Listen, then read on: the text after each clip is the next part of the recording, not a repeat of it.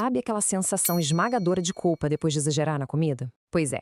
Sejam muito bem-vindos a mais uma análise nossa. Hoje a gente vai entrar de cabeça num tema incrivelmente complexo e que, infelizmente, é super mal compreendido: os nossos desafios modernos com a alimentação. Vamos desconstruir a ciência real por trás da compulsão alimentar. A gente vive num mundo ansioso, né? Cercado por uma abundância irreal de comida, o que faz com que perder o controle seja uma experiência quase universal hoje em dia. Mas a nossa missão aqui é olhar para isso com as lentes da biologia. A gente vai deixar o julgamento totalmente de lado para entender de verdade o que acontece dentro do corpo humano. Então, vamos começar com a pergunta que não quer calar. Perder o controle diante da comida é uma falha moral? Olha, a gente precisa falar sobre aquele peso invisível, sabe? Aquela dor e culpa que batem fundo logo depois de um episódio de exagero. Existe uma crença fortíssima por aí de que quem não consegue parar de comer simplesmente não tem força de vontade, ou pior, tem algum desvio de caráter. Mas a ciência nos mostra de um jeito muito claro que essa é uma das maiores mentiras que a gente pode contar para nós mesmos. E o pior, essa culpa toda só gera mais ansiedade, e a ansiedade, ironicamente, leva a mais descontrole. É um ciclo. E essa frase aqui resume tudo de um jeito brilhante. A compulsão alimentar é uma resposta fisiológica, não uma falha de caráter. Lutar contra a comida é literalmente o seu corpo reagindo. É uma questão biológica, gente, e precisa ser tratada assim, com ciência, não com culpa. A culpa não serve para absolutamente nada a não ser alimentar o estresse. Quando o corpo entra nesse estado de compulsão, ele está, na verdade, respondendo a instintos de sobrevivência super primitivos que foram acionados quase sempre por falta de nutrientes ou desequilíbrio químico. Não tem nada a ver com fraqueza. O fim dessa culpa toda começa quando a gente finalmente entende como o nosso cérebro funciona. Imagina só, a nossa neurobiologia foi perfeitamente desenhada lá atrás na evolução para nos manter vivos num ambiente de escassez extrema. Encontrar comida com muita energia era raro e era questão de vida ou morte. O grande problema é que esse mesmo mecanismo vital está sendo, digamos, hackeado pelo nosso ambiente moderno. Hoje a gente tem comida ultraprocessada em cada esquina e é um toque na tela do celular. Para retomar o controle da mente, a gente tem que entender esses motores invisíveis. Isso nos leva à primeira parte do nosso mergulho, o motor, a biologia da compulsão. Vamos lá. O verdadeiro motor por trás dos nossos desejos atende por um nome muito famoso: dopamina. Todo mundo associa dopamina ao prazer, né? Mas, na real, ela é a molécula da motivação e da sobrevivência. Ela é obcecada em te manter vivo. Antigamente, era ela que te dava energia para sair da caverna no frio e ir caçar. Quando você conseguia comer, bum, recompensa de dopamina. Só que hoje, com a comida sempre ali, disponível e fabricada em laboratório para ser extremamente viciante, esse sistema natural entra em curto-circuito. Para entender isso melhor, a neurociência usa uma analogia que eu acho fantástica. Imagina uma gangorra. De um lado, você tem aquele pico de prazer imediato quando come algo muito gostoso, tipo um bolo cheio de açúcar e gordura. Mas olha só o que acontece. Para cada pico gigante causado por um estímulo artificial, a gangorra não volta devagarzinho para o meio. Não, ela despenca com tudo para o outro lado. E aí você cai num vale de desconforto, letargia e desânimo. E é justamente por causa dessa queda química absurda que bate aquele desespero incontrolável de comer mais. É o seu corpo tentando a todo custo recuperar o bem-estar que acabou de perder. Para você ter uma ideia da força disso, estudos mostram que só o fato de comer um chocolate normal já aumenta a nossa dopamina em 1,5 vezes acima do nível normal do corpo. Parece inofensivo, né? Mas o cérebro humano é esperto. Para se defender desse bombardeio constante de estímulos, ele começa a diminuir a quantidade de receptores de dopamina. Ele literalmente se adapta. E o resultado prático disso é terrível. A sua motivação geral despenca, as coisas simples perdem a graça e o corpo passa a exigir doses cada vez maiores de comida só para você se sentir normal. E tem mais. A dopamina não trabalha sozinha. A gente tem também o caminho da serotonina, que é a molécula do bem-estar e do controle da ansiedade.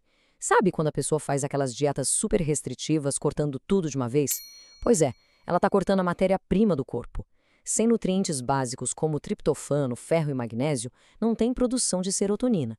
O humor vai pro ralo. E fica pior, a serotonina é necessária para produzir melatonina, o hormônio do sono, ou seja, você não dorme direito. E qual a consequência de uma noite mal dormida? No dia seguinte você acorda com uma fome de leão e com as emoções à flor da pele. Bom, seguindo em frente, vamos para a parte 2, as ferramentas médicas e a realidade do GLP-1.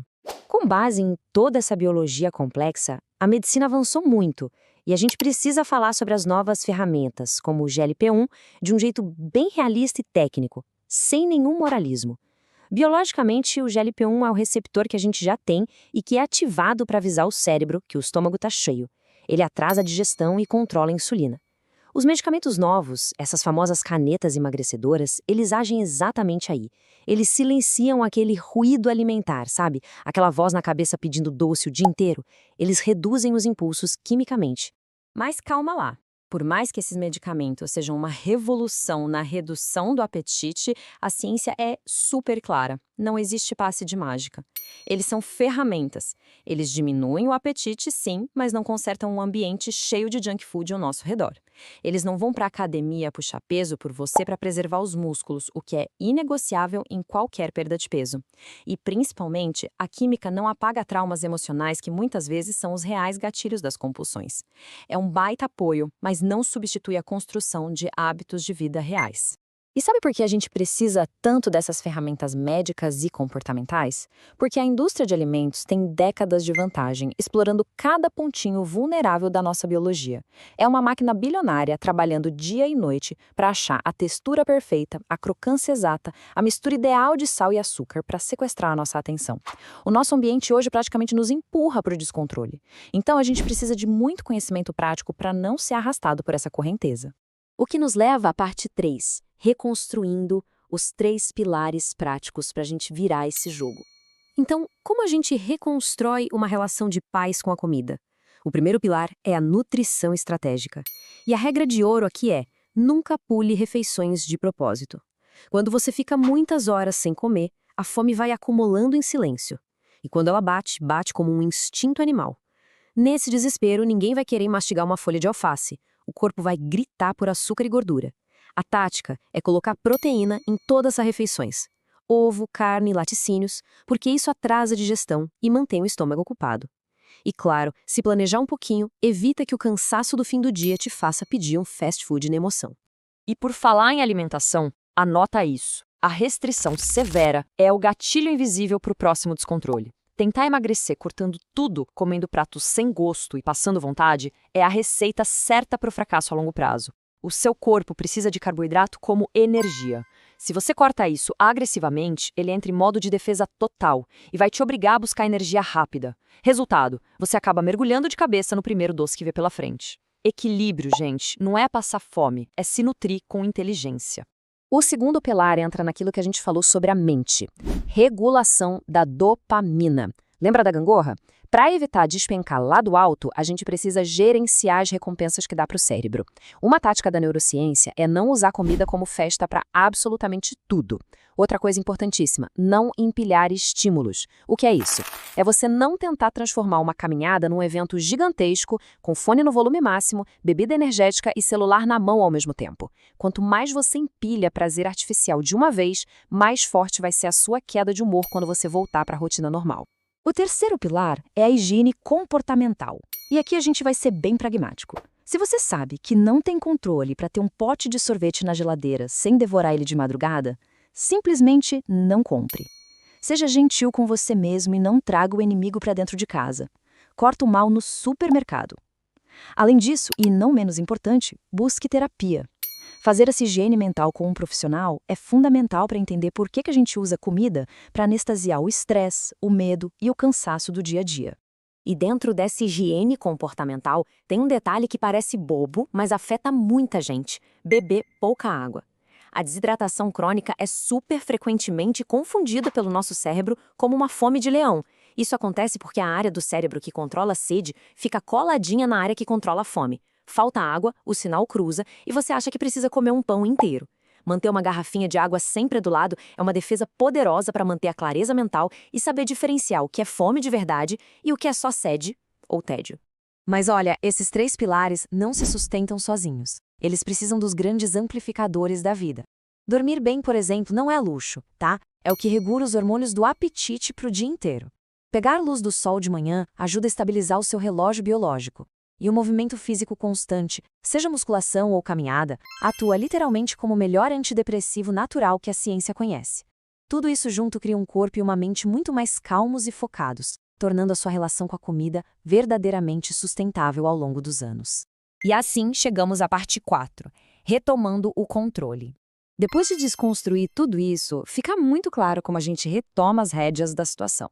O equilíbrio real não cai do céu. Ele vem de entender como a sua mente funciona, aceitar suas limitações químicas e, principalmente, parar de exigir de si mesmo uma força de vontade infinita.